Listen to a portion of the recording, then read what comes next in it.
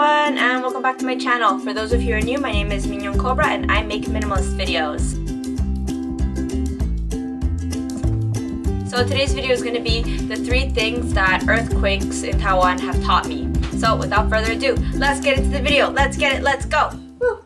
Okay, so the first thing that I want to say is, yeah, I experienced earthquakes in Taiwan. I'm not sure if I put it in one of my Taiwan vlogs or not, but yeah, it was a really scary experience. This is the first time I ever experienced a earthquake.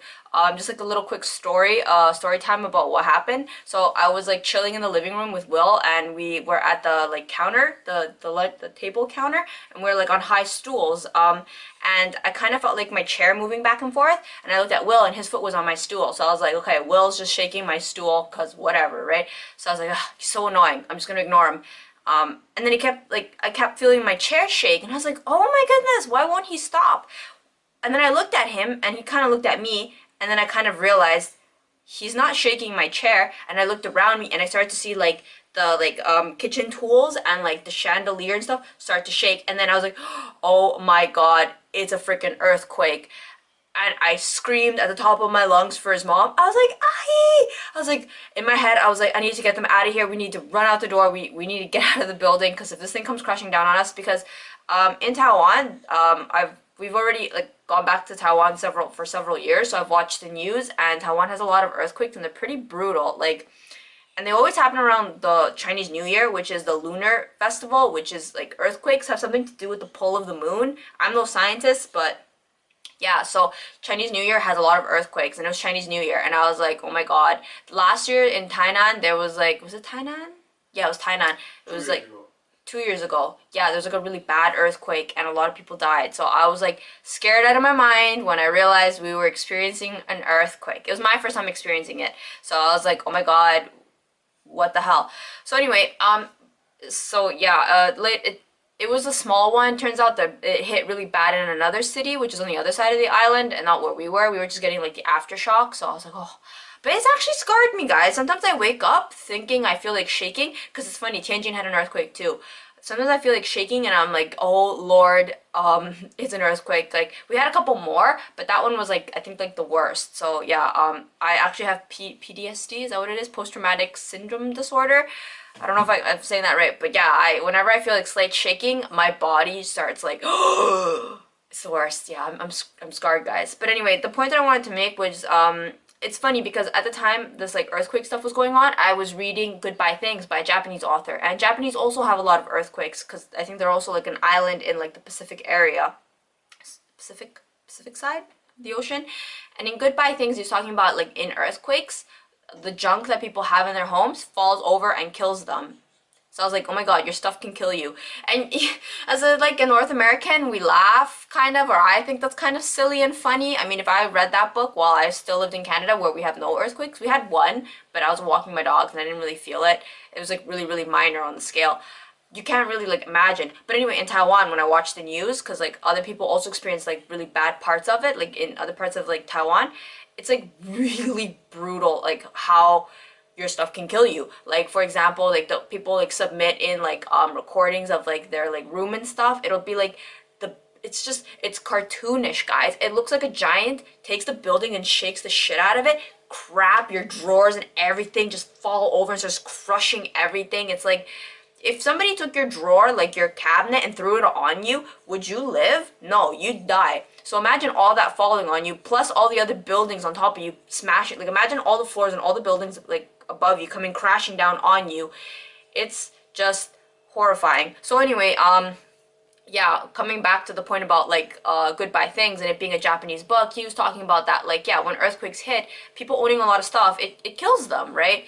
Literally, not metaphorically, all their junk crushes these people to death. So the author was saying that after he had decluttered everything and he was a full-blown minimalist, I think he owned a table in his living room, and that's it. He was comparing to what it was like having earthquakes, being a minimalist, versus being having earthquakes when he was a huge time hoarder. If you read his book, you'll see pictures of it. It's those very typical Japanese rooms where it's completely stuffed and cluttered with shit. That's what it used to look like to what it is now, the again stereotypical Japanese Zen Buddhist like nothing zen looking room. So he had like the two extremes.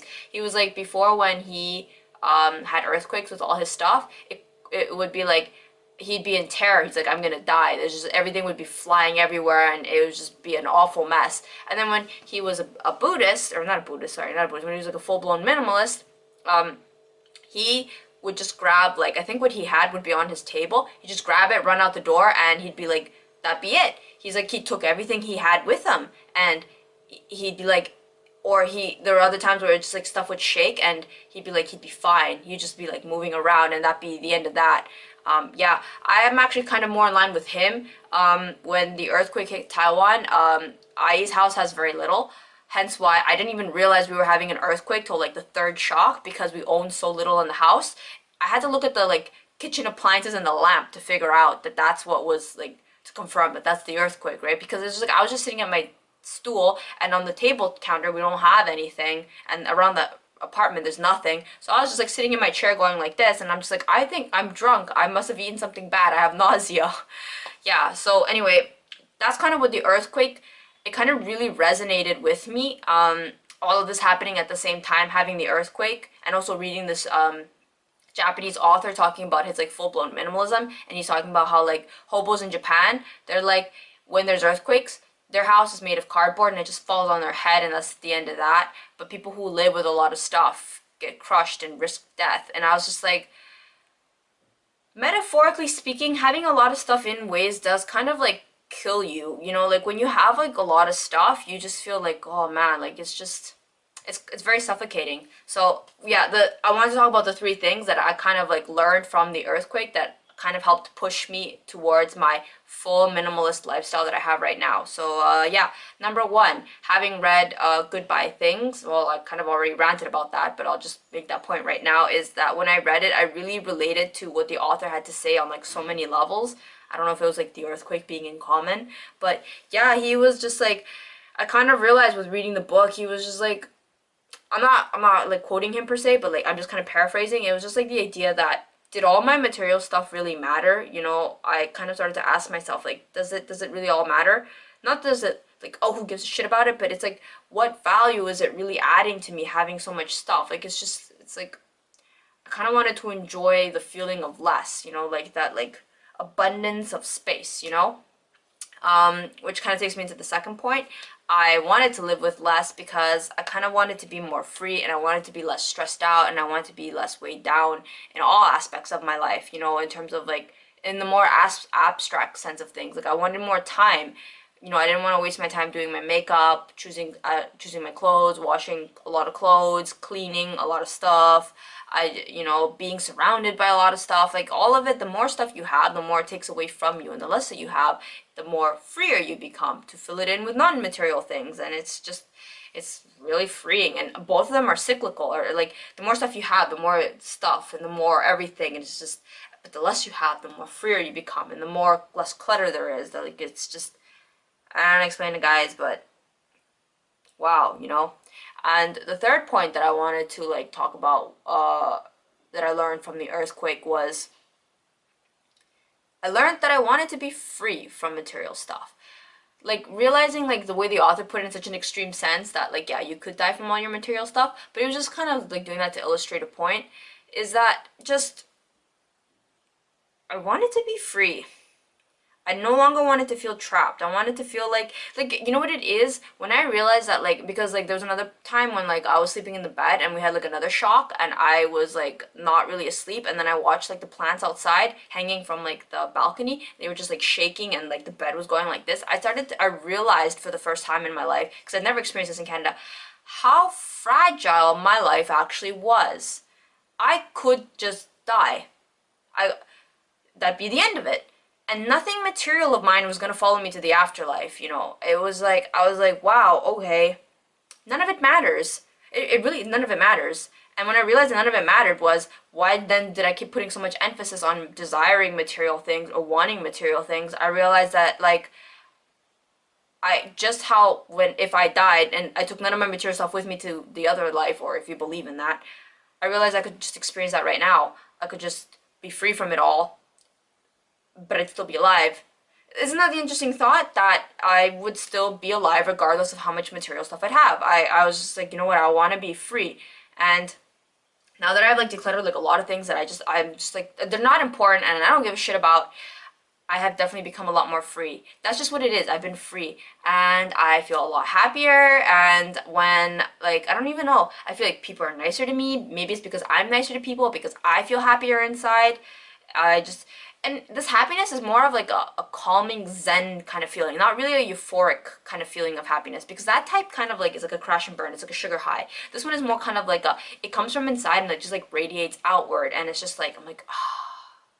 That feeling, you know, like that, you know, those times when you feel relaxed and you feel good and you're not pressured, like at the end of the day when you finished what you got to do and you're just relaxing, you're just like doing nothing, that great feeling. When you have less stuff in your life, that's kind of the you have like a kind of that feeling throughout the day. So instead of just having it concentrated at the end of the day with less clutter and crap in your life, you kind of spread that out throughout the day and you get to enjoy that the whole day, and it's really freeing. It's really nice. I really like it a lot. So yeah.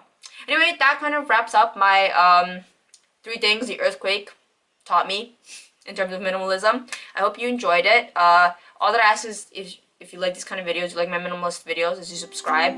Let's get me monetized! And I will see you guys in my next video. Thank you for having watched. Bye!